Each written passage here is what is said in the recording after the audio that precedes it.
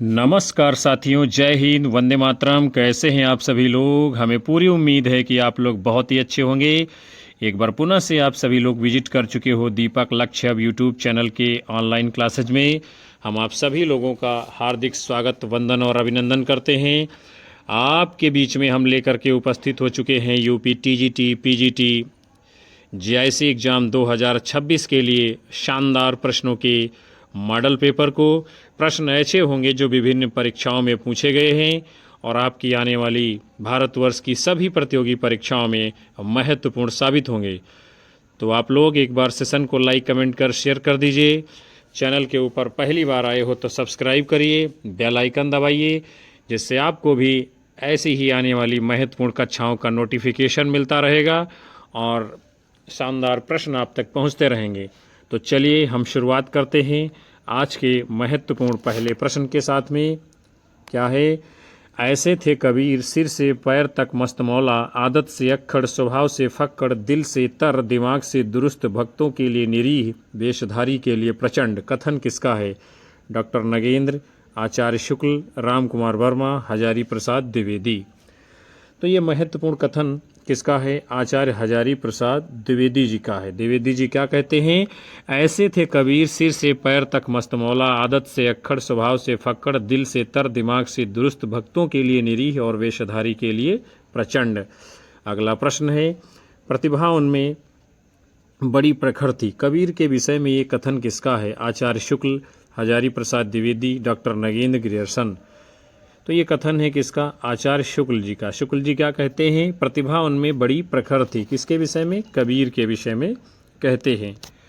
उसके बाद में अगला प्रश्न है, भाषा पर कबीर का जबरदस्त अधिकार था, वे वाणी के डिक्टेटर थे।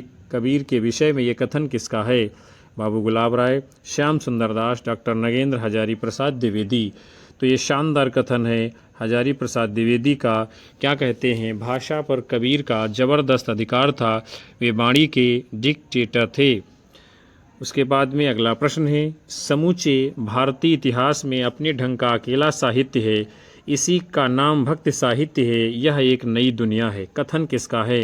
Doctor Grierson, doctor Nagendra, Hazari Prasad Dwivedi, Acharya Shukla. तो भक्ति काल को एक नई दुनिया जो है हजारी प्रसाद द्विवेदी ने कहा है। ये कथन किसका है? हजारी प्रसाद द्विवेदी जी का। द्विवेदी जी क्या लिखते हैं? समूचे भारतीय इतिहास में अपने ढंग का अकेला साहित्य है, इसी का नाम भक्ति साहित्य है, यह एक नई दुनिया है। उसके बाद में अगला प्रश्न है, जोर देकर कहना चाहता हूँ कि अगर इस्लाम नहीं आया होता तो भी इस साहित्य का बारहाना वैसा ही होता जैसा आज है। भक्ति काल के संदर्भ में ये कथन किसका है? विश्वनाथ त्रिपाठी, हजारी प्रसाद द्विवेदी, आचार्य शुक्ल, डॉक्टर श्याम सुंदर दास।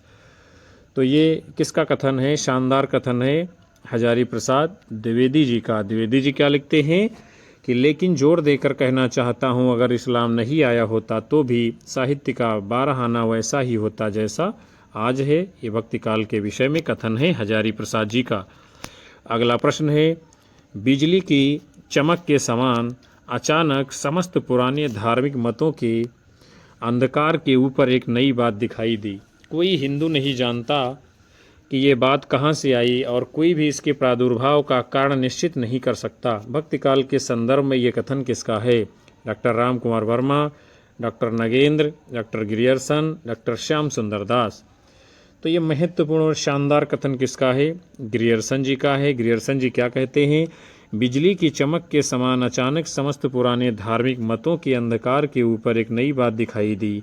कोई हिंदू नहीं जानता है कि ये बात कहाँ से आई और कोई भी इसके प्रादुर्भाव का कारण निश्चित नहीं कर सकता।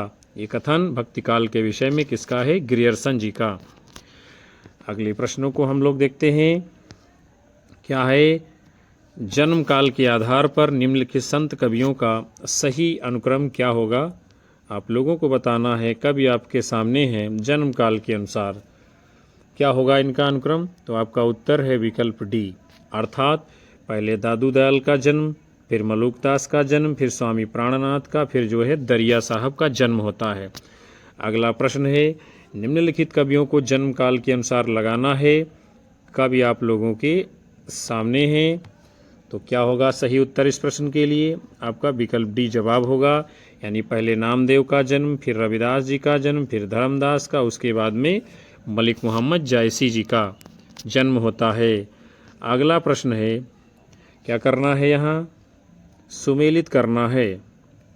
यानी रचनाएं हैं और उनके रचनाकारों के साथ में आपको मिलान करना है, बताना है कौन सी रचना किसकी है। तो देखते हैं हम लोग जो है कौन सी रचना इसमें किसकी है।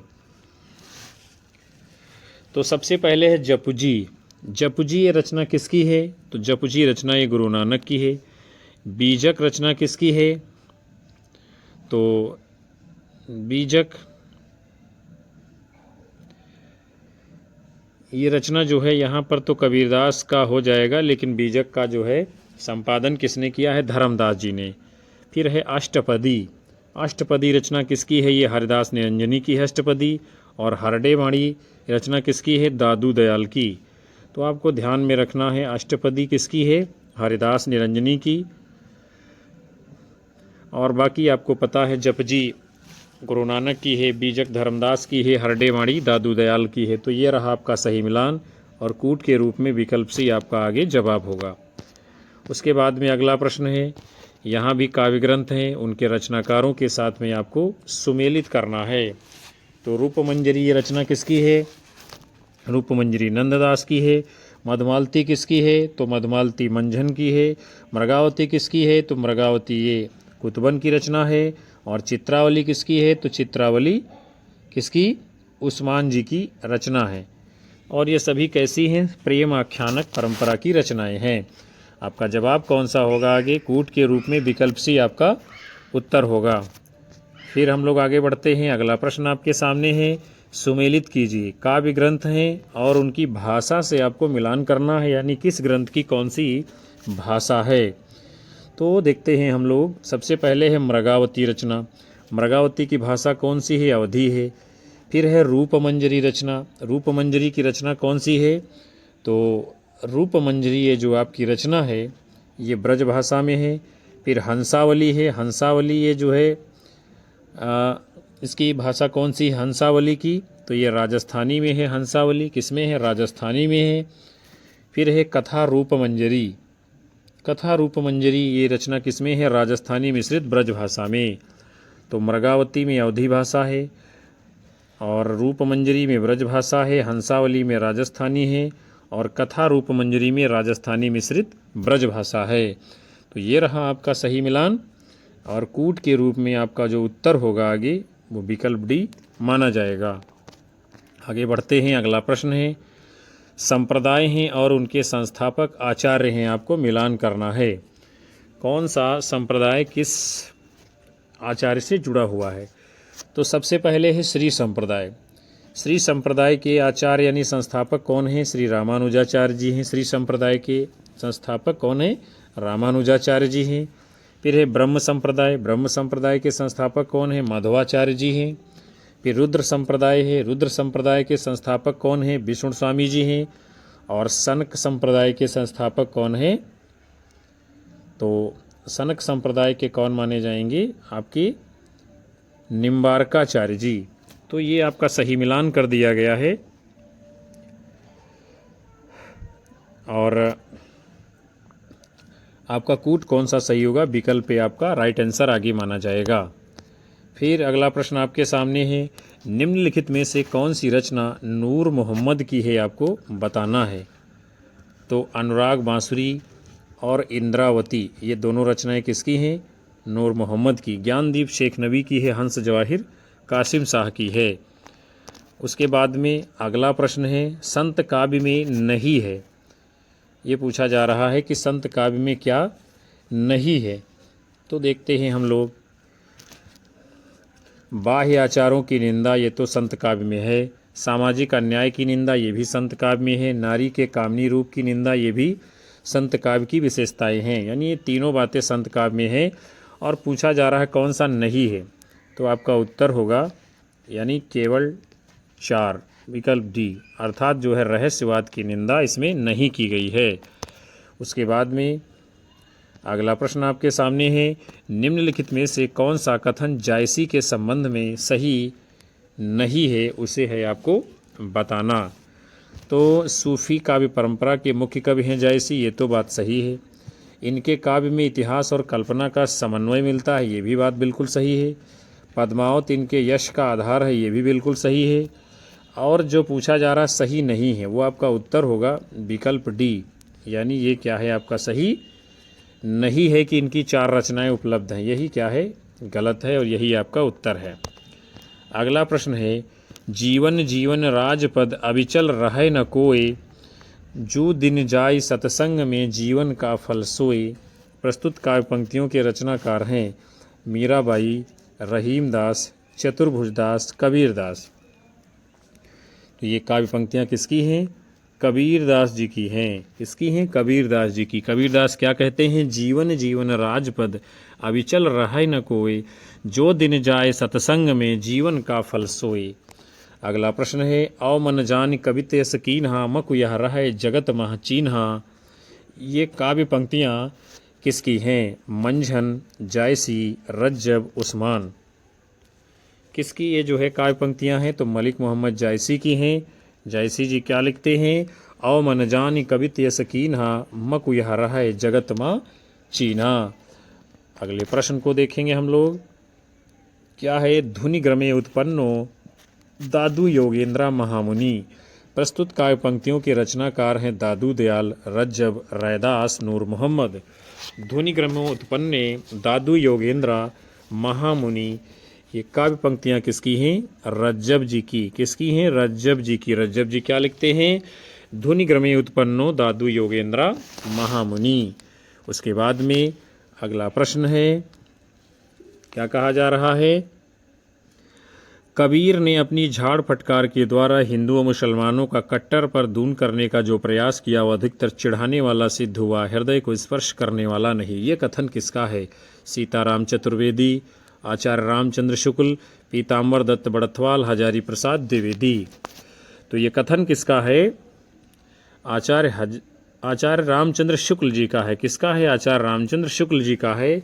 शुक्ल जी कहते हैं कि कबीर ने अपनी झाड़ फटकार के द्वारा हिंदुओं और मुसलमानों का कट्टरपन दूर करने का जो प्रयास किया है वो अधिकतर चिढ़ाने वाला सिद्ध हुआ, हृदय को स्पर्श करने वाला नहीं। आगे बढ़ेंगे। अगला प्रश्न है, साधना के क्षेत्र में जो ब्रह्म है, साहित्य के क्षेत्र में वही रहस्यवाद है। कथन किसका है? हजारी प्रसाद द्विवेदी, राहुल सांकृत्यायन, पद्मलाल पुन्नालाल बख्शी, आचार्य रामचंद्र शुक्ल। तो इस प्रश्न का आपका जवाब क्या होगा? विकल्प डी, आचार्य रामचंद्र शुक्ल जी का ये क्या है?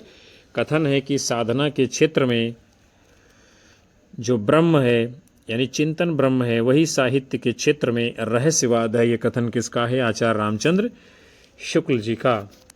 अगले प्रश्न को देखते हैं हम लोग, क्या कहा जा रहा है? कबीर की रचना में कितने रंग हैं? अक्खड़ समाज नेता का, फटूक्तिकार का, एकदम भाव विभोर होकर आत्मसमर्पण का, गहरी रहस्य चेतना का, प्रेम की तन्मय भाव का और चरम वैराग्य का। ये कथन जो है किसका है? हम लोग विकल्पों को देख लेते हैं आगे। तो बाबू गुलाब राय, डॉक्टर राम कुमार वर्मा, राम स्वरूप चतुर्वेदी और डॉक्टर नगेंद्र।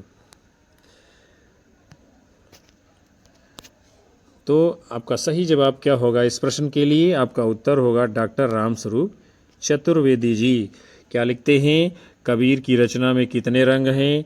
अक्खड़ समाज नेता का, फटूक्तिकार का, एकदम भाव विभोर होकर आत्मसमर्पण का, गहरी रहस्य चेतना का, प्रेम के तन्मय का और चरम वैराग्य का। ये कथन किसका है? तो ये कथन है डॉक्टर राम स्वरूप चतुर्वेदी जी का। आगे बढ़ेंगे हम लोग। अगला प्रश्न आपके सामने है, जिन परिस्थितियों ने तमिल प्रदेश में वैष्णव भक्ति आंदोलन को आलवार भक्तों को जन्म दिया, लगभग वे ही परिस्थितियां 13वीं 14वीं शताब्दी में हिंदी प्रदेश में विद्यमान थी। ये कथन जो है किसका है? हजारी प्रसाद द्विवेदी, नंद दुलारी वाजपेयी, विश्वनाथ प्रसाद मिश्र, डॉक्टर मलिक मोहम्मद जायसी। ये कथन किसका है कि जिन परिस्थितियों ने तमिल प्रदेश में वैष्णव भक्ति आंदोलन को अलवार भक्तों को जन्म दिया, लगभग वे ही परिस्थितियां 13वीं-14वीं शताब्दी में हिंदी प्रदेश में विद्यमान थी। ये कथन किसका है? तो ये कथन यहाँ तो मलिक मोहम्मद जायसी का दिखाया जा रहा है, लेकिन ये कथन वैसे हजारी प्रसाद द्विवेदी जी का होना चाहिए। आप लोगों को ढूंढ करके बताना है इस प्रश्न का जवाब क्या होगा, सही जवाब क्या होगा। चूँकि मलिक मोहम्मद जायसी तो हमें कन्फ्यूजन लग रहा है, उनका कथन तो नहीं हो सकता है, ये कथन तो किसी आलोचक का ही है। फिर अगला प्रश्न है, यदि कहीं रमणीय सुंदर अद्वैती रहस्यवाद है तो जायसी में जिसकी भावुकता उच्च कोटि की है, ये कथन किसका है? रामविलास शर्मा, विजय देवनारायण शाही, आचार्य शुक्ल, बच्चन सिंह। यदि कहीं रमणीय सुंदर अद्वैती रहस्यवाद है तो जायसी में जिसकी भावुकता उच्च कोटि की है, तो ये कथन किसका है? आचार्य रामचंद्र शुक्ल जी का है। शुक्ल जी क्या कहते हैं? यदि कहीं रमणीय सुंदर अद्वैती रहस्यवाद है तो जायसी में जिसकी भावुकता उच्च कोटि की है। अगला प्रश्न है, निम्नलिखित आचार्यों को सही अनुक्रम में लगाना है जन्म काल के आधार पर। कौन पहले आएगा, कौन बाद में आएगा? तो आपका सही उत्तर क्या होगा? विकल्प बी, यानी पहले रामानुजाचार्य जी आएंगे, फिर मध्वाचार्य जी आएंगे, फिर निम्बार्काचार्य जी आएंगे, उसके बाद में वल्लभाचार्य जी आएंगे। अगला प्रश्न है, निम्नलिखित रचनाओं का सही अनुक्रम क्या होगा प्रकाशन के आधार पर?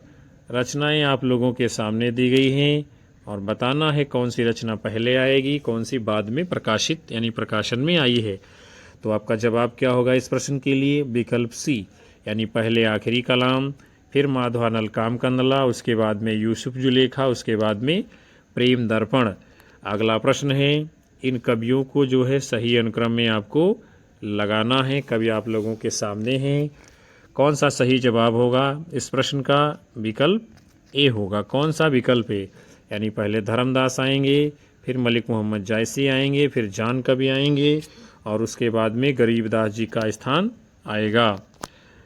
फिर अगला प्रश्न आपके सामने है, क्या है? काव्य की पंक्तियां दी गई हैं और उनके जो है रचनाकारों के साथ आपको सुमेलित करना है, बताना है कौन सी काव्य पंक्ति किसकी है। तो देखते हैं हम लोग जो है कौन सी काव्य पंक्ति किसकी है। रवि शशि नखत दीपहि योहि ज्योति, ये पंक्ति किसकी है? तो ये है मलिक मोहम्मद जायसी की। रवि शशि नखत दीपहि योहि ज्योति। फिर है प्रभु जी तुम घन बन हम मोरा, ये पंक्ति किसकी है? प्रभु जी तुम घन बन हम मोरा। तो ये पंक्ति है संत रविदास जी की, प्रभु जी तुम घन बन हम मोरा। उसके बाद में अगली पंक्ति है, बोलिबे तो तब जब बोलिबे की बुद्धि होए, ये काव्य पंक्ति किसकी है? तो ये है सुंदरदास जी की, बोलिबे तो तब जब बोलिबे की बुद्धि होए। फिर है रायन गंवाई सोए के दिवस गंवाया खाए, ये पंक्ति किसकी है? तो आपका जवाब होगा गुरु नानक देव जी की ये पंक्ति है, रैन गंवाई सोए के दिवस गंवाया खाए। तो ये गुरु नानक की पंक्ति है, आपका मिलान कर दिया गया है। और कूट कौन सा सही होगा? आपका उत्तर होगा विकल्प ए। आगे बढ़ते हैं। फिर अगला प्रश्न आप सभी के सामने है, रचनाएं हैं और उनके नायक के अनुसार आपको सुमेलित करना है, यानी किस रचना का नायक कौन है ये आपसे पूछा जा रहा है। तो देखते हैं हम लोग जो है, सबसे पहले है सत्यवती कथा। सत्यवती कथा रचना का नायक कौन है? तो सत्यवती कथा रचना का नायक है ऋतुपर्ण। पद्मावती का नायक कौन है? यानी पद्मावती का नायक कौन है? तो आपका उत्तर क्या होगा? यानी पद्मावती महाकाव्य का जो है रतनसेन है। फिर मधुमालती का नायक कौन है? मधुमालती का नायक मनोहर है। और मृगावती का नायक कौन है? तो मृगावती का नायक राजकुमार है। यानी सत्यवती कथा का नायक कौन है? ऋतुपर्ण है। पद्मावती का नायक, पद्मावत महाकाव्य का नायक कौन है? रतनसेन है। मधुमालती का नायक मनोहर है और मृगावती का नायक राजकुमार है। ये रहा आपका सही मिलान और उत्तर जो होगा विकल्प भी आपका आंसर माना जाएगा। फिर अगला प्रश्न है, सुमेलित कीजिए। क्या करना है? सुमेलित कीजिए, मिलान करना है आपको रचनाएं हैं और उनकी नायिका के साथ में मिलान करना है, बताना है कि जो है कौन सी नायिका किस रचना की है। तो देखते हैं हम लोग जो है, सबसे पहले है चित्रावली। चित्रावली की नायिका कौन है? तो चित्रावली की नायिका चित्रावली है। फिर मधुमालती है, मधुमालती काव्य की नायिका जो है मधुमालती है। फिर जो है चंदायन है, चंदायन की नायिका कौन है? तो चंदायन की नायिका चंदा है। फिर मृगावती है, और मृगावती की नायिका कौन है? मृगावती है। तो जितने भी सूफी काव्य हैं वो लगभग जो है सारे के सारे नायिका के नाम पर ही हैं, इसलिए आपको इस प्रश्न के उत्तर खोजने में कठिनाई नहीं होगी। आपका सही मिलान कर दिया गया है और आपका कूट जो सही होगा वो उत्तर के रूप में विकल्प पे आगे जवाब होगा।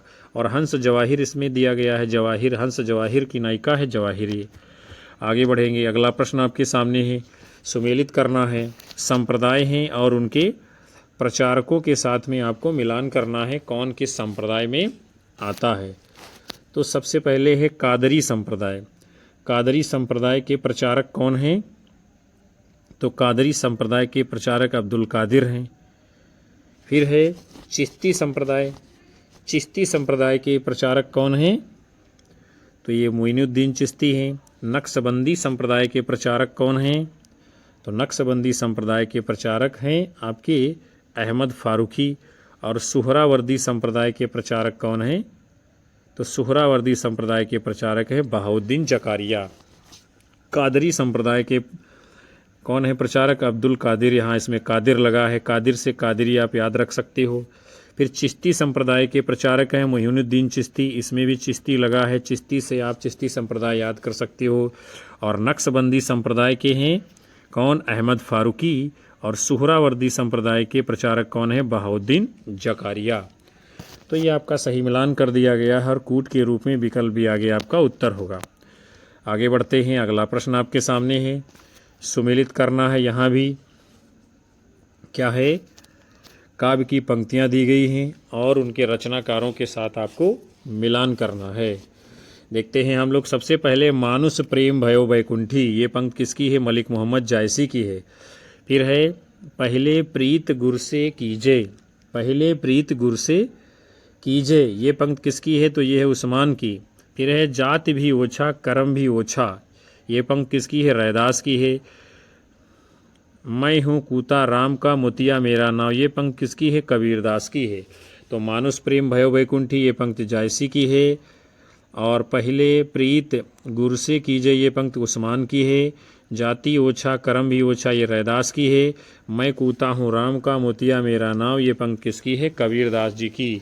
तो ये रहा आपका सही मिलान और उत्तर के रूप में विकल्प भी आपका आगे जवाब होगा। फिर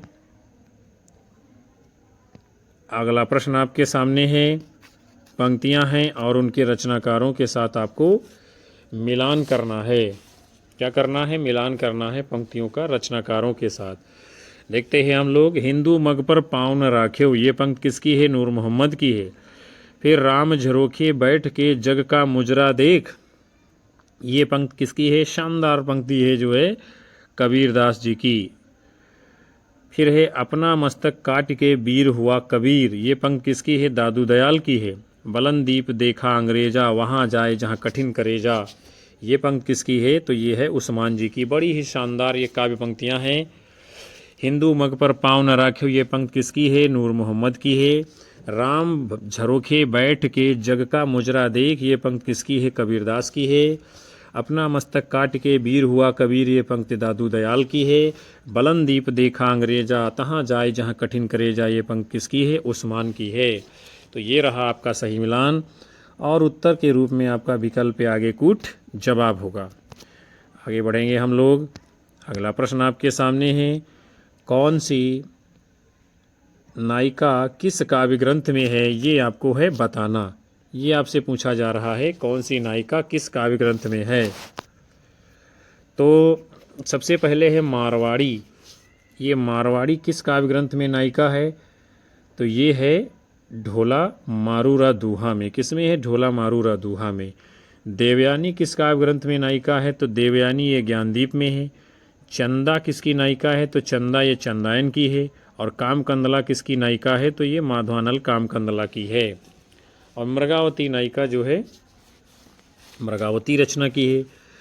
तो मारवाड़ी ये नायिका किस रचना में है? ढोला मारूरा दूहा में। देवयानी किस रचना की नायिका है? ज्ञानदीप की है। दीप से देवयानी। चंदा किस में है? चंदायन में है। चंदा से चंदायन। और कामकंदला किसकी नायिका है? माधवानल कामकंदला की। तो यहाँ पर भी कामकंदला है। मृगावती नायिका है मृगावती की है। तो ये आपका सही मिलान हो गया और कूट के रूप में विकल्प से आपका सही उत्तर आगे होगा। फिर अगला प्रश्न है, कबीर की रचनाओं का मुख्य विषय क्या है? ये आपको बताना है। तो लोकमंगल की भावना तो खैर हो सकती है कबीर की रचनाओं की विशेषता। सांप्रदायिकता का विरोध भी है, ये भी सही है। और सात्विक प्रेम की अभिव्यक्ति है, ये भी है। असमानता का भाव है ही नहीं जब कबीर समानता की बात करते हैं। तो आपका उत्तर क्या होगा? 1, 2, 4 यानी लोकमंगल की भावना, सांप्रदायिकता का विरोध, सात्विक प्रेम की अभिव्यक्ति, ये तीनों विशेषताएं कबीर की रचनाओं के मुख्य विषय हैं। फिर अगला प्रश्न है, काव्य आत्मा की संकल्पनात्मक अनुभूति की मुख्य धारा का नाम रहस्यवाद है। ये कथन किसका है? रहस्यवाद के संबंध में ये परिभाषा किसकी है? आचार्य रामचंद्र शुक्ल, महादेवी वर्मा, डॉक्टर रामकुमार वर्मा, जयशंकर प्रसाद। तो ये कथन, ये परिभाषा किसकी है? जयशंकर प्रसाद जी। जयशंकर प्रसाद जी कहते हैं काव्य में आत्मा की संकल्पनात्मक अनुभूति की मुख्य धारा का नाम रहस्यवाद है। फिर अगला प्रश्न है, कबीर की भावपक्षी विशेषताएं हैं। देखते हैं हम लोग कौन कौन सी कबीर की भावपक्षी विशेषताएं हैं। निर्गुण उपासना है, ठीक है, भक्ति एवं नीति भी है और रहस्य भावना भी है। श्रृंगार से कोई लेना देना कबीर का नहीं है। तो आपका उत्तर क्या होगा? विकल्प ए अर्थात 1, 3, 4। कबीर के काव्य में निर्गुणोपासना है, भक्ति एवं नीति भी है और रहस्य भावना भी है।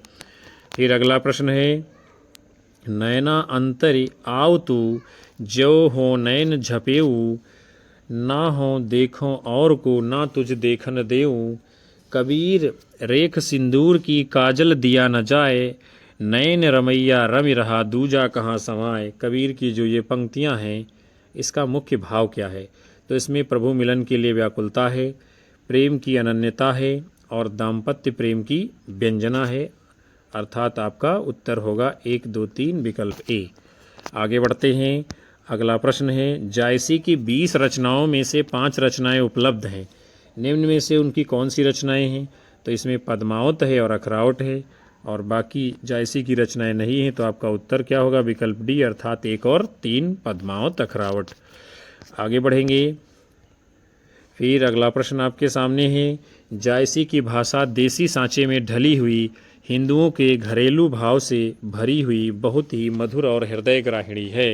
ये कथन किसका है? श्याम सुंदर दास, आचार्य रामचंद्र शुक्ल, डॉक्टर सूर्यकांत शास्त्री, गिरिजा किशोर माथुर।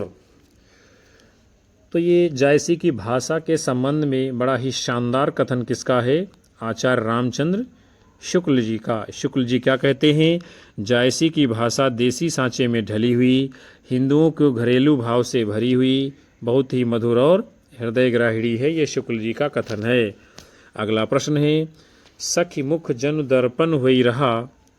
पंक्ति में ससी मुख जो है किसका है? पद्मावती का, नागमती का, सीता का, उर्मिला का।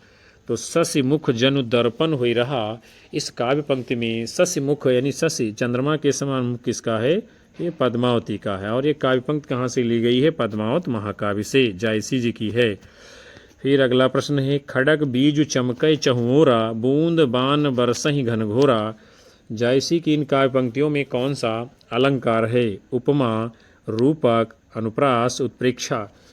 तो जायसी की इन काव्य पंक्तियों में कौन सा अलंकार है? तो रूपक अलंकार है। खड़ग बीज चमकै चहुओरा, बूंद बान बरसहि घनघोरा, इन काव्य पंक्तियों में रूपक अलंकार है।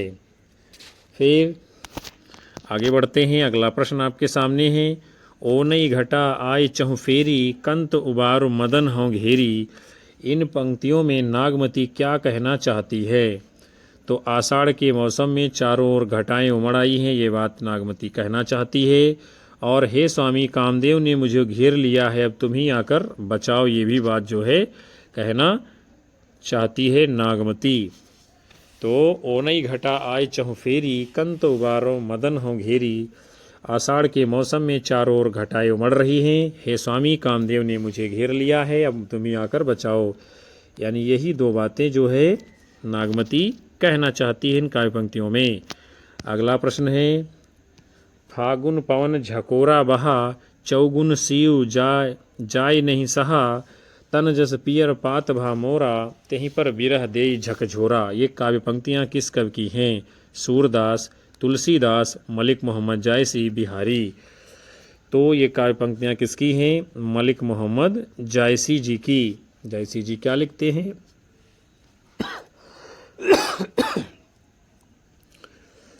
फागुन पवन झकोरा बहा, चौगुन सीयु जाय नहीं सहा, तन जस पियर पात भा मोरा, तेहि पर विरह देई झकझोरा। ये जायसी की काव्य पंक्ति है पद्मावत महाकाव्य से। फिर अगला प्रश्न आपके सामने है, भक्ति के आंदोलन की जो लहर दक्षिण से आई, उसी ने उत्तर भारत की परिस्थिति के अनुरूप हिंदू मुसलमान दोनों के लिए एक सामान्य भक्ति मार्ग की भावना कुछ लोगों में जगाई। ये कथन किसका है? हजारी प्रसाद द्विवेदी, रामचंद्र शुक्ल, विजय देव नारायण शाही, नंद दुलारे वाजपेयी। तो ये महत्वपूर्ण कथन किसका है? आचार्य रामचंद्र शुक्ल जी का है। शुक्ल जी क्या कहते हैं? भक्ति के आंदोलन की जो लहर दक्षिण से आई, उसी ने उत्तर भारत की परिस्थिति के अनुरूप हिंदू मुसलमान दोनों के लिए एक सामान्य भक्ति मार्ग की भावना कुछ लोगों में जगाई। ये कथन किसका है? शुक्ल जी का। फिर अगला प्रश्न आपके सामने है, निम्नलिखित कवियों को उनके जन्म स्थान के साथ में आपको सुमेलित करना है और बताना है किसका जन्म कहाँ हुआ। तो सबसे पहले गुरु नानक जी हैं, इनका जन्म कहाँ हुआ है? तलवंडी में।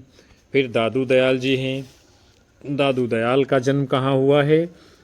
तो दादू दयाल का जन्म जो है अहमदाबाद में हुआ है।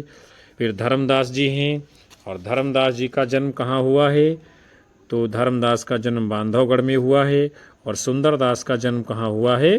तो सुंदरदास का जन्म देवसा में हुआ है। यानी गुरु नानक का जन्म तलवंडी में, दादू दयाल का अहमदाबाद में, धर्मदास का बांधवगढ़ में, सुंदरदास का देवसा में जन्म हुआ है।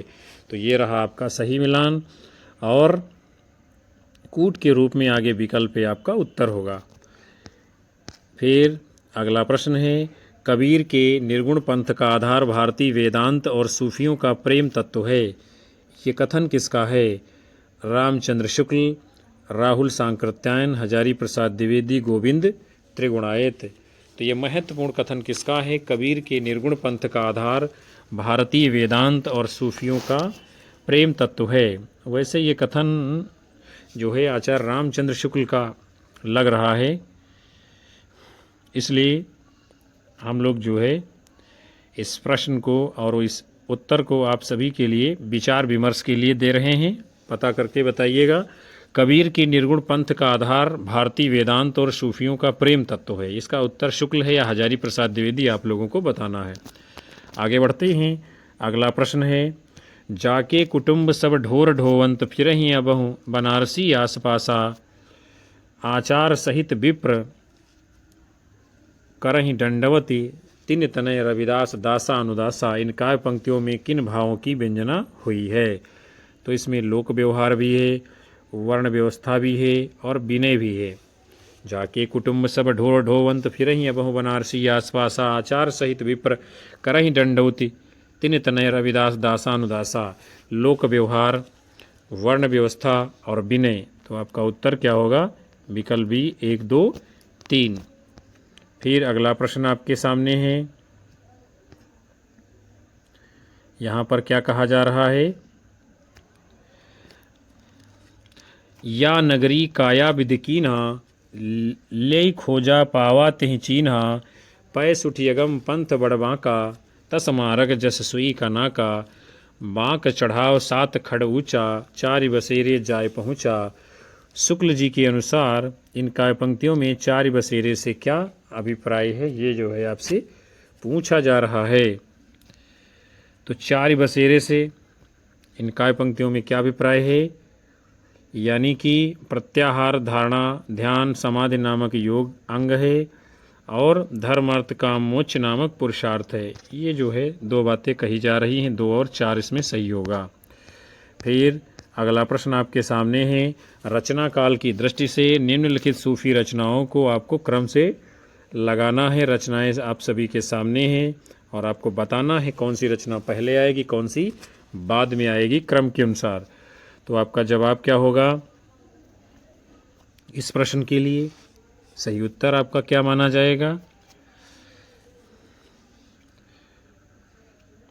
तो आपका जवाब होगा विकल्प डी। कौन सा? विकल्प डी, यानी पहले चंदायन, फिर मृगावती, फिर चित्रावली और उसके बाद में अनुराग बांसुरी आएगी। अगला प्रश्न है, जन्म काल के आधार पर निम्नलिखित संत कवियों को सही अनुक्रम में आपको लगाना है। संत कवि आपके सामने हैं और आपको बताना है इसमें सही जवाब कौन सा होगा। तो आपका उत्तर क्या होगा? विकल्प बी, अर्थात पहले गुरु नानक का जन्म, उसके बाद दादू दयाल का जन्म, फिर मलुक दास का जन्म, उसके बाद में सुंदरदास का जन्म होता है। फिर अगले प्रश्न को देखते हैं, जायसी के श्रृंगार में मानसिक पक्ष प्रधान है, शारीरिक पक्ष गौड़ है। ये कथन किस आलोचक का है? रामचंद्र शुक्ल, विजय देवनारायण शाही, राम पूजन तिवारी, श्याम मनोहर पांडे। जायसी के श्रृंगार में मानसिक पक्ष प्रधान है, शारीरिक पक्ष गौड़ है। ये कथन किसका है? आचार्य रामचंद्र शुक्ल जी का। फिर अगला प्रश्न आपके सामने है, भक्ति कथन। इसमें कोई संदेह नहीं कि कबीर को राम नाम रामानंद जी से ही प्राप्त हुआ। आगे चलकर कबीर के राम रामानंद के राम से भिन्न हो गए। कथन किसका है? राहुल सांकृत्यायन, रामचंद्र शुक्ल, हजारी प्रसाद द्विवेदी, माता प्रसाद गुप्त। तो ये शानदार कथन किसका है? आचार्य रामचंद्र शुक्ल जी का।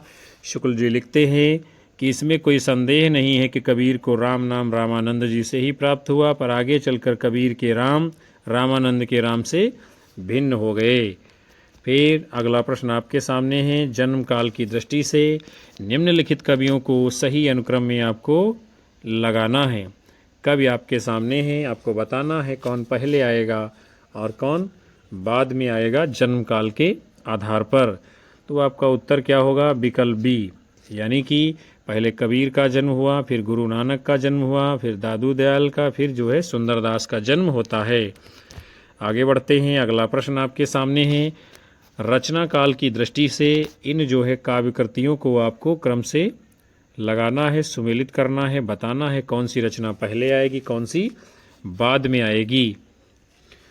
तो देखते हैं हम लोग कौन सा सही होगा। आपका उत्तर विकल्प सी, अर्थात पहले पुहुपावती, फिर हंस जवाहिर, उसके बाद अनुराग बांसुरी, उसके बाद यूसुफ जुलेखा प्रकाशन में आई। उसके बाद में अगला प्रश्न आप सभी के सामने है, संप्रदाय और उनके प्रवर्तकों के साथ में आपको मिलान करना है। तो श्री संप्रदाय के प्रवर्तक कौन हैं? रामानुजाचार्य जी हैं। ब्रह्म संप्रदाय के प्रवर्तक कौन हैं? मध्वाचार्य जी हैं। रुद्र संप्रदाय के प्रवर्तक कौन हैं? विष्णु स्वामी जी हैं। और सनकादिक संप्रदाय के प्रवर्तक कौन हैं? तो इसके हैं सनकादिक संप्रदाय के निम्बार्काचार्य जी। तो ये आपका सही मिलान कर दिया गया है और कूट के रूप में आगे आपका विकल्प डी उत्तर माना जाएगा। फिर अगला प्रश्न आपके सामने है, सुमेलित कीजिए। ग्रंथ हैं और उनके रचनाकारों के साथ आपको मिलान करना है, बताना है कौन सा ग्रंथ किसका है। तो मधुमालती रचना मंझन की है, रास पंचाध्यायी नंददास की है, और भक्ति प्रताप किसकी? चतुर्भुज दास की है। भक्ति प्रताप किसकी है? चतुर्भुज दास की है। प्रेम वाटिका रसखान की है। आपको विशेष रूप से जो ध्यान रखना है, भक्ति प्रताप ये आपके लिए नहीं हो सकती। किसकी है? चतुर्भुज दास जिसकी है भक्ति प्रताप। तो ये आपका सही मिलान हो गया और कूट के रूप में आपका विकल्प आगे उत्तर होगा। आगे बढ़ते हैं हम लोग। फिर अगला प्रश्न आपका है, आचार्य रामचंद्र शुक्ल के अनुसार कबीर ने अपनी साखियों में सदुक्कड़ी भाषा का प्रयोग किया है। सदुक्कड़ी से उनका अर्थ क्या है? ब्रजभाषा मिश्रित पूर्वी बोली, ब्रजभाषा मिश्रित खड़ी बोली, राजस्थानी पंजाबी मिश्रित खड़ी बोली, 5 भाषाओं के मिश्रण से वाली भाषा। तो क्या होगा इसका जवाब? यानी कि विकल्प सी उत्तर होगा। अर्थात रामचंद्र शुक्ल के अनुसार कबीर ने अपनी साखियों में सदुक्कड़ी भाषा का प्रयोग जो किया है, उसमें सदुक्कड़ी का अर्थ क्या है? राजस्थानी पंजाबी मिश्रित खड़ी बोली को जो है सदुक्कड़ी शुक्ल जी ने कहा है। फिर उसके बाद में अगला प्रश्न आपके सामने है, सुजान कुमार किस सूफी प्रेम आख्यान का नायक है? मधुमालती, चित्रावली, इंद्रावती, हंस जवाहिर। तो सुजान कुमार किस सूफी प्रेम आख्यानक काव्य का नायक है? तो ये चित्रावली का नायक है सुजान कुमार। अगला प्रश्न है, हुजवेरी के अनुसार फना का अर्थ क्या है? यानी हुजवेरी के अनुसार फना का अर्थ क्या है? तो हुजवेरी के अनुसार फना का अर्थ है किसी वस्तु की अपूर्णता का ज्ञान और उसे पाने की इच्छा से विरत होना, उसे ही कहते हैं हुजवेरी में फना। अगला प्रश्न आप सभी के सामने है, भक्तमाल में दिए गए रामानंद के प्रथम 4 शिष्यों का सही क्रम क्या है? बड़ा ही शानदार प्रश्न ये भी आपके सामने है। भक्तमाल में रामानंद के 12 शिष्यों का उल्लेख किया गया है और आपसे पूछा जा रहा है रामानंद के प्रथम 4 शिष्य भक्तमाल में कौन से हैं? तो आपका जवाब होगा विकल्प ए, यानी सुखानंद, नरहर्यानंद, अनंतानंद, सुरसुरानंद। ये जो है भक्तमाल में रामानंद के प्रथम 4 शिष्य हैं, सुखानंद, नरहर्यानंद, अनंतानंद, सुरसुरानंद। अगला प्रश्न है, आचार्य हजारी प्रसाद द्विवेदी के अनुसार निम्नलिखित संप्रदायों का सही अनुक्रम क्या होगा? यानी हजारी प्रसाद द्विवेदी अपने इतिहास में इन संप्रदायों को किस क्रम में रखते हैं? तो आपका सही उत्तर क्या होगा? विकल्प सी। कौन सा? विकल्प सी, यानी पहले श्री संप्रदाय, फिर ब्रह्म संप्रदाय, फिर रुद्र संप्रदाय, उसके बाद में सनकादिक संप्रदाय। फिर अगला प्रश्न आपके सामने है, द्वैतवाद के प्रणेता आचार्य कौन है? मध्वाचार्य, वल्लभाचार्य, रामानुजाचार्य, रामानंद। तो द्वैतवाद के प्रणेता आचार्य कौन है? माधवाचार्य जी। फिर अगला प्रश्न आप सभी के सामने है, जायसी ने अपनी किस काव्यकृत में कयामत का वर्णन किया है? मसलानामा, अखरावट, आखिरी कलाम, कहरनामा। तो जायसी ने अपनी रचना आखिरी कलाम में कयामत का वर्णन किया है। फिर है, विशिष्टाद्वैतवाद के प्रस्तोता आचार्य हैं रामानुजाचार्य, रामानंद, शंकराचार्य, मध्वाचार्य। विशिष्टाद्वैतवाद के प्रस्तोता आचार्य कौन हैं? तो आपका उत्तर होगा रामानुजाचार्य जी।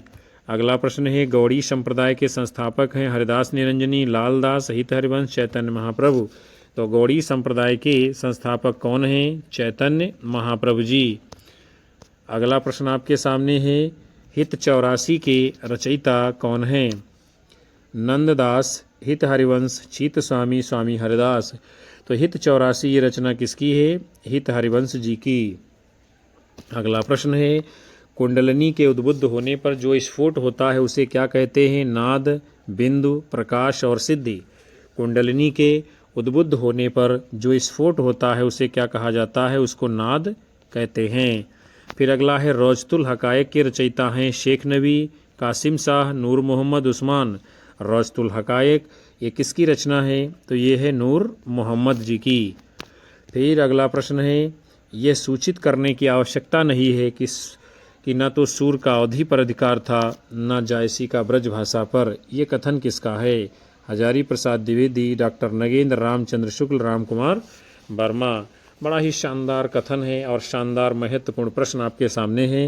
ये कथन किसका है? आचार्य रामचंद्र शुक्ल जी का। शुक्ल जी क्या कहते हैं? यह सूचित करने की आवश्यकता नहीं है कि न तो सूर का अवधि पर अधिकार था न जायसी का ब्रज भाषा पर। फिर अगला प्रश्न आपके सामने है, धर्म का प्रवाह कर्म, ज्ञान और भक्ति इन तीनों धाराओं में चलता है।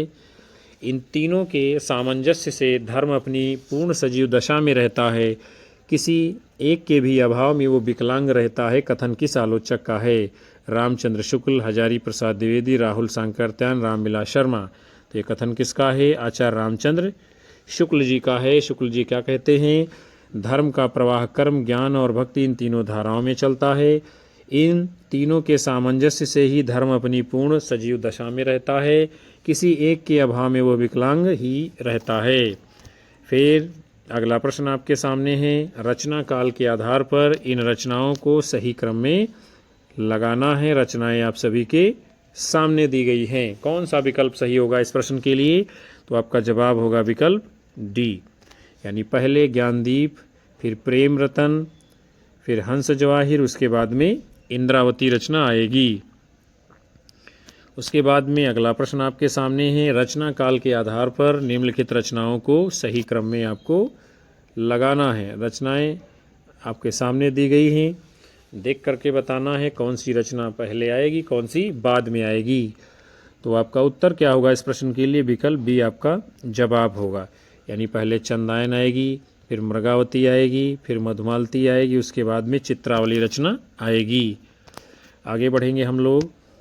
अगला प्रश्न आप सभी के सामने है। जो नर दुख में दुख नहीं माने, सुख स्नेह और भय नहीं जाके, कंचन माटी जाने। ये इन काव्य पंक्तियों के रचनाकार हैं सूरदास, गुरु नानक, कबीरदास, रैदास। ये काव्य पंक्तियाँ किसकी हैं? तो आपका उत्तर होगा गुरु नानक जी की ये काव्य पंक्तियाँ हैं। क्या लिखते हैं गुरु नानक जी? जो नर दुख में दुख नहीं माने, सुख स्नेह और भय नहीं जाके, कंचन माटी जाने। फिर अगला प्रश्न आपके सामने है। रचना काल के अनुसार इन कवियों को जो है आपको काल क्रम के अनुसार बताना है, कौन कवि पहले आएगा, कौन बाद में आएगा। क्या होगा इस प्रश्न का सही जवाब? तो आपका उत्तर क्या होगा? विकल्प सी। कौन सा होगा? विकल्प सी। अर्थात पहले कुतुबन आएंगे, फिर उस्मान का समय है, फिर कासिम शाह का समय, उसके बाद में नूर मोहम्मद का समय आएगा। अगला प्रश्न है। संत मत के अलावा शबद का प्रचलन किस और पंथ में हुआ है? सिद्ध, जैन, नाथ और सखी संप्रदाय। तो संत मत के अलावा शबद पद का प्रचलन और कहाँ पर हुआ है? तो आपका उत्तर होगा नाथ पंथ में जो है शबद का प्रचलन हुआ है। अगला प्रश्न आपके सामने है। क्या कहा जा रहा है? निम्नलिखित संप्रदायों को उनके प्रवर्तकों के साथ में आपको सुमेलित करना है, बताना है किस संप्रदाय के प्रवर्तक कौन से आचार्य हैं। तो सबसे पहले है कौन सा? श्री संप्रदाय। श्री संप्रदाय के प्रवर्तक कौन हैं? श्री संप्रदाय के प्रवर्तक कौन हैं? तो श्री संप्रदाय के हैं आपके रामानुजाचार्य जी। फिर रुद्र संप्रदाय के कौन हैं प्रवर्तक? तो रुद्र संप्रदाय के हैं आपके विष्णु स्वामी जी। सनकादिक संप्रदाय के प्रवर्तक कौन हैं? तो निम्बारकाचार्य जी हैं। और राधा वल्लभी संप्रदाय के प्रवर्तक कौन हैं? तो हित जी हैं, यानी हित हरिवंश जी हैं राधा वल्लभी संप्रदाय के। तो ये आपका सही मिलान कर दिया गया है और कूट के रूप में विकल्प भी आपका आगे जवाब होगा। फिर अगला प्रश्न आपके सामने है। रचना काल की दृष्टि से निम्नलिखित रचनाओं का सही क्रम क्या होगा? आपको बताना है जो है इनमें से कौन सी रचना पहले आएगी, कौन सी बाद में आएगी। तो आपका सही उत्तर होगा विकल्प डी इस प्रश्न के लिए। यानी पहले जयचंद्र प्रकाश आएगी, फिर मृगावती आएगी, फिर मधुमालती आएगी, फिर हंस जवाहिर रचना आएगी। उसके बाद में अगला प्रश्न आपके सामने है। निम्नलिखित सिद्धांतों को उनके सिद्धांतकारों के साथ में आपको सुमेलित करना है, बताना है जो है कौन सा सिद्धांत किस आचार्य का है। तो है द्वैतवाद। द्वैतवाद ये किसका है? मध्वाचार्य का है। द्वैताद्वैतवाद ये जो है सिद्धांत किसका है? तो द्वैताद्वैतवाद निम्बारकाचार्य का है। शुद्धाद्वैतवाद ये सिद्धांत किसका है? तो ये वल्लभाचार्य का है। विशिष्टाद्वैतवाद रामानुजाचार्य का है। तो ये आपका सही मिलान हो गया है और कूट के रूप में विकल्प भी आपका उत्तर होगा। फिर अगला प्रश्न आप सभी के सामने है। जायसी पहले कवि हैं और सूफी बाद में हैं, ये कथन किसका है? श्याम नारायण पांडे, चंद्रवली सिंह, विजय देव राणा शाही, रामचंद्र शुक्ल। जायसी पहले कवि हैं, सूफी बाद में हैं, तो ये कथन किसका है? विजय देव नारायण शाही का। फिर अगला प्रश्न है। सूर समाना चंद में दहूं किया घर एक, ये काव्य पंक्ति किसकी है? तो आगे भी विकल्प है, यहाँ सूरदास कबीरदास हैं, लेकिन इसमें जो सही जवाब होगा आपका कबीरदास ही माना जाएगा। कबीरदास की पंक्ति है सूर समाना चंद में दहूं किया घर एक। आगे बढ़ते हैं। फिर अगला प्रश्न आपके सामने है। हिंदू मग पर पाँव न राख्यो का जो बहुत हिंदी भाख्यो, ये काव्य पंक्तियाँ किस बोली की हैं? ब्रज, भोजपुरी, अवधी, बुंदेली। हिंदू मग पर पाँव न राख्यो का बहुत जो हिंदी भाख्यो, ये काव्य पंक्तियाँ किस बोली की हैं? तो अवधी बोली की हैं। किसकी हैं? नूर मोहम्मद जी की। अगला प्रश्न है। जन्म काल के अनुसार निम्नलिखित कवियों का सही क्रम क्या होगा? आप लोगों को बताना है। कवि आप लोगों के सामने है, जन्म काल के आधार पर आपको क्रम से लगाना है। तो आपका उत्तर क्या होगा? विकल्प सी। यानी पहले कबीरदास आएंगे, फिर गुरु नानक आएंगे, फिर दादू दयाल आएंगे, उसके बाद में मलुक दास जी का नंबर आएगा। अगला प्रश्न है। निम्नलिखित ग्रंथों को उनके लेखकों के साथ में आपको सुमेलित करना है और बताना है कि कौन सा ग्रंथ किसका है। तो पहले है सबंगी। सबंगी रचना किसकी है? रज्जब जी की। फिर ज्ञानबोध रचना किसकी है? मलूक दास की। प्रेम प्रकाश रचना किसकी है?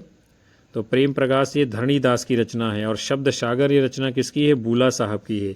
यानी सबंगी रचना रज्जब की, ज्ञानबोध मलूक दास की, प्रेम प्रकाश ये धरणीदास की और शब्द सागर ये बूला साहब की है। तो ये रहा आपका सही मिलान और कूट के रूप में विकल्प भी आपका आगे जवाब होगा। फिर अगला प्रश्न आप सभी के सामने है, मुसलमान अनुयायी कबीरदास को किसका शिष्य मानते हैं? शेख तकी, रज्जब, मुइनुद्दीन चिश्ती, नूर मोहम्मद। तो आप सभी लोग जानते हैं जो मुसलमान अनुयायी हैं वो कबीरदास को जो है शेख तकी का शिष्य मानते हैं। किसको? शेख तकी का शिष्य मानते हैं। अगला है, जन्म काल के अनुसार कवियों का सही अनुक्रम क्या होगा आप लोगों को बताना है। कवि आपके सामने दिए गए हैं, कौन सा कवि पहले आएगा कौन सा बाद में आएगा? तो आपका उत्तर क्या होगा? विकल्प सी। यानी पहले गुरु नानक का जन्म हुआ है, फिर दादू दयाल का जन्म हुआ, फिर मलूक दास का जन्म हुआ, उसके बाद में सुंदर दास का जन्म होता है। आगे बढ़ेंगे हम लोग। अगला प्रश्न आपके सामने है, राधा वल्लभी संप्रदाय के आचार्य हैं। आपको बताना है राधा वल्लभी संप्रदाय के आचार्य कौन हैं? रामानुजाचार्य, गोसाई हित हरिवंश, वल्लभाचार्य। तो इनमें से जो राधा वल्लभी संप्रदाय के आचार्य हैं वो कौन है? गोसाई हित हरिवंश जी। अगला प्रश्न है, मलिक मोहम्मद जायसी की रचना नहीं है मधुमालती, अखरावट, आखिरी कलाम, पद्मावत। तो इनमें से कौन सी रचना नहीं है मलिक मोहम्मद जायसी की? मधुमालती। चूँकि मधुमालती मंझन की है और अखरावट, आखिरी कलाम, पद्मावत ये सभी रचनाएं मलिक मोहम्मद जायसी जी की हैं। आगे बढ़ते हैं। फिर अगला प्रश्न आप सभी के सामने है, क्या कहा जा रहा है? सखी संप्रदाय को कहा जाता है। देखते हैं हम लोग। सखी संप्रदाय को कहा जाता है राधा वल्लभ संप्रदाय, हरिदासी संप्रदाय, चिंत्याचिंत संप्रदाय, अष्टछाप संप्रदाय। तो सखी संप्रदाय को विद्यार्थियों को क्या कहा जाता है?